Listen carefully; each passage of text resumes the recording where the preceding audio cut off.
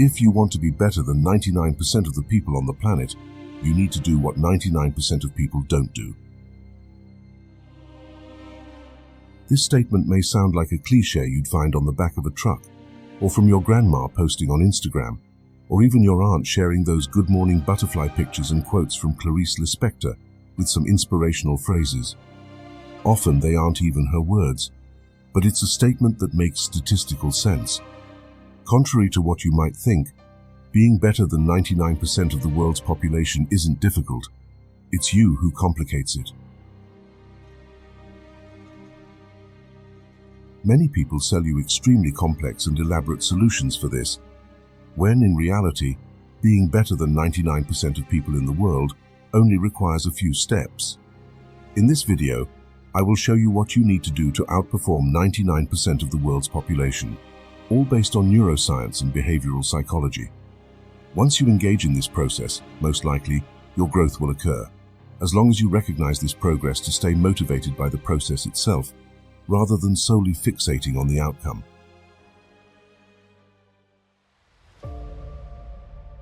Many people start going to the gym aiming for a specific physique and end up getting demotivated because after just 2 days, they're sore and don't have the arm of that athlete they admire. Many people begin a diet thinking that after 5 or 6 days, they'll achieve the desired physique. Many people start studying intensely, but can't sustain that behavior for long. These people have one thing in common. They're always chasing results, and more results. Results are important, but you need to shift your focus to the process. Once engaged, the process generates motivation, allowing your performance to be sustained over time. In this video, I will provide you with some insights and steps that, if put into practice, I reasonably believe will help you. Don't miss the chance to apply Stoic principles to deal with life's adversities. Grab the Stoic Mindset ebook now and discover how to cultivate serenity in the midst of chaos, make wiser decisions, and overcome adversity with mental strength. Click on the link in the first pinned comment and embark on your journey of wisdom. Step 1. It seems interesting that you learn to manage your stress. Stress is one of the leading risk factors for psychiatric illnesses. The person who gets the farthest isn't necessarily the smartest. It's the one with better emotional control. So if you want to outperform 99% of the world's population, you need to have your emotional control in check. To do that, you must pay attention to your emotional states. Consume content that aims to enhance your emotional intelligence. Most importantly, understand what stresses you in your daily life. Whatever causes you stress on a daily basis should be eliminated from your life as much as possible to prevent chronic stress from taking hold in the long run.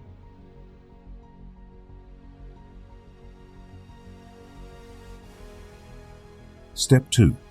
For changing habits, it appears more effective to alter your environment rather than relying solely on willpower.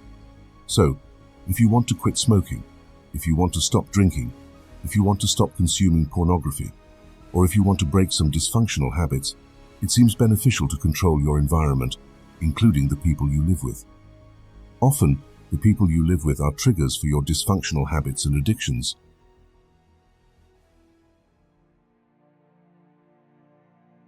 Step 3. The prefrontal cortex works in conjunction with limbic regions. For those who don't know, the prefrontal cortex is a brain region responsible for planning, executive functions, and rationalization. It seems valuable to have this brain region well developed. This brain region works together with the limbic system, which comprises various areas that tend to modulate your emotions. These two regions interact and balance each other, at times favoring emotional activity, at other times rational thought like a seesaw.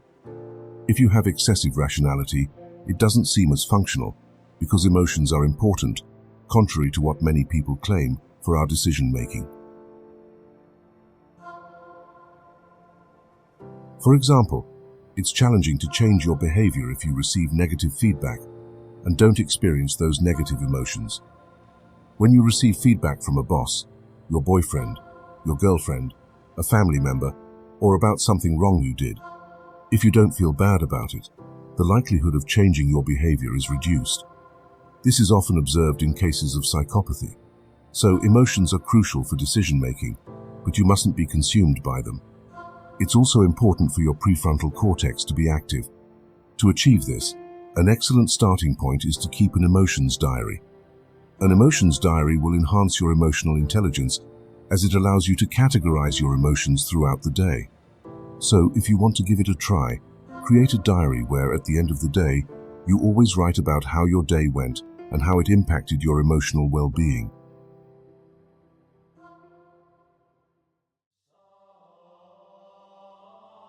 Step 4. Your brain is plastic. What does that mean? It changes as you expose yourself to experiences. When you subject yourself to new stimuli, the neural circuits composed of neurons, which are cells in your brain, adapt to this new experience. That's why, for example, when you use drugs, the fact that you've used drugs can alter your reward circuits, making you crave that drug again. The same applies to any other behavior. If you go to the gym, depending on your experience in that gym environment, you may be more or less inclined to return. So, the consequence of our behavior, pay attention to this phrase, the consequence of our behavior tends to determine the likelihood of that behavior happening again. I'll repeat, the consequence of your behavior either increases or decreases the probability of that behavior recurring. For example, if you put your finger in an electrical outlet and got a shock, you won't do it again. If you went out with someone and that person hurt you in some way, the likelihood of not going out with them again is significant unless you can clearly see the benefits they brought you at another time.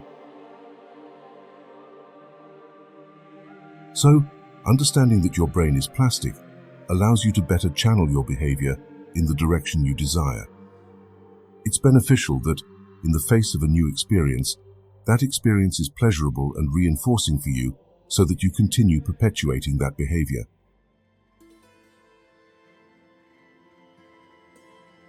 Step 5. We didn't evolve to be altruistic or selfish. We evolved to respond to the context we're in. Specific environments can bring out your negative side. So, be very cautious about the contexts and environments, including the people you associate with, because these people can trigger behaviors you have but often dislike. Many times, people living in a negative environment or with individuals who lead them down a negative path end up with equally negative behaviors. Since our environment shapes our behavior, and we are the average of the people we spend the most time with, individuals often start seeing themselves as bad, self-evaluating as bad, and self-criticizing as bad, when, in reality, they are just in the wrong environment. So, take care of your environment and, whenever possible, live in more adaptive environments, including with people. Step 6. Your productivity will drastically decrease if you don't sleep well. If you don't sleep well, you're likely to be less productive, more impulsive, and more prone to behaviors you dislike. The reasons for this are numerous, but the main one is that your brain becomes chemically dirty when you don't sleep well. What's good sleep? For adults and young adults, it's typically 7 to 9 hours of high-quality sleep, which means not waking up frequently during the night. To achieve this, you need good sleep hygiene, a topic I won't delve into here. If you'd like a specific video on how to maintain good sleep hygiene, please comment below. So take care of your sleep, prioritize it, because contrary to what some people say on the internet, sleep is not a waste of time. Sleep is an investment in the quality of your brain's functioning. It's like allowing the engine to cool down a bit so it can perform at its best the next day. If you don't sleep, you end up limiting the full potential of this engine, which is your brain.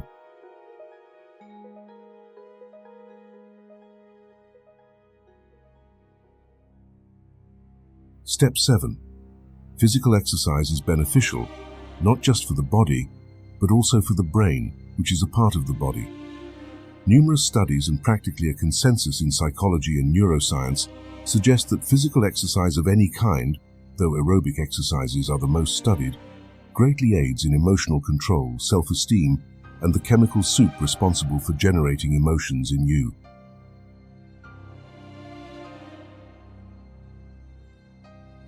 Step 8. Money is important. Those who claim money isn't important are out of touch. However, up to a certain point, up to a certain amount, the pleasure derived from money plateaus. It's still a bit murky, and we must admit that there isn't a great deal of clarity in the studies. But what we do know today is that the phenomenon that most predicts happiness in a person's life, meaning a behavior you engage in today that is most likely to ensure future happiness, is having good relationships. It's not about having numerous relationships, but having quality relationships. Having good relationships predicts happiness in old age, adulthood, and beyond. Numerous longitudinal studies that have tracked people throughout their lives have found that those who had good relationships, a supportive network, were more likely to be happy in their later years. So if you don't have good relationships, pay attention to this aspect.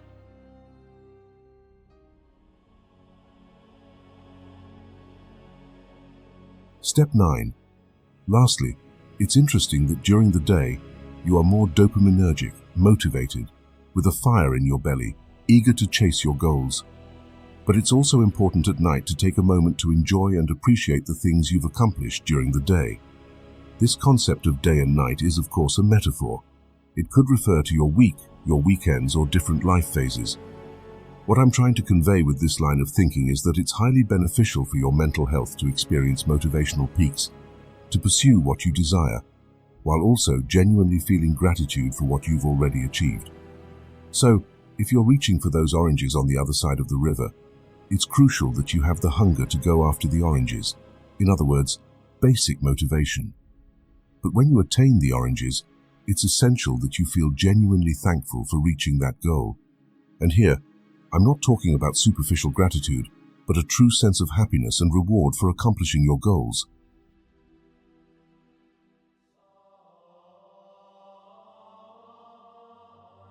As you've noticed, there are no miraculous strategies to become better than 99% of people.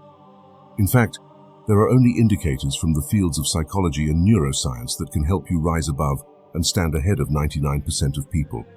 Notice that at no point did I mention that you'll gain more money. At no point did I say you'll become stronger. At no point did I say you'll have a better house or buy a Ferrari. I'm simply saying that being better than 99% of the world's population means having the mental health to perform tasks that bring meaning to your life. You often chase things without meaning, and life remains empty, even with wealth. So, if you want to be better than 99% of the world, all you need to understand is that satisfaction lies in the simple things,